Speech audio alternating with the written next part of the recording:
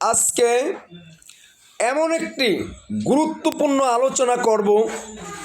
এই আলোচনাটি এরকম, 12 সূর্যের তাপ যখন কিয়ামতের মাঠে আপনার আমার মাথার উপরে থাকবে, ছোট্ট একটি আমল করলে নবীজির শাফায়াত পাওয়া যাবে।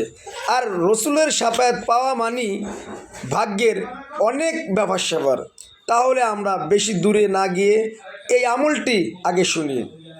হযরত আবু হুরায়রা রাদিয়াল্লাহু তাআলা আনহু থেকে বর্ণিত, ক্বালা নবিয়ানা মুহাম্মাদুর রাসূলুল্লাহ সাল্লাল্লাহু আলাইহি ওয়াসাল্লাম বলেন, আল্লাহুম্মা সাল্লি আলা মুহাম্মাদিউ আনজিহিলহুল মাকওয়াদিল মুকাররাবা ইনদাকা ইয়াউমাল কিয়ামাত। যে উম্মত আমার এই দুরূদ শরীফটি সকাল বিকাল পাঠ করবেন, হাসরের মাঠে তার জন্য আমার শাফায়েত যেন ওয়াজিব হয়ে যাবে। বলি সুবহানাল্লাহ।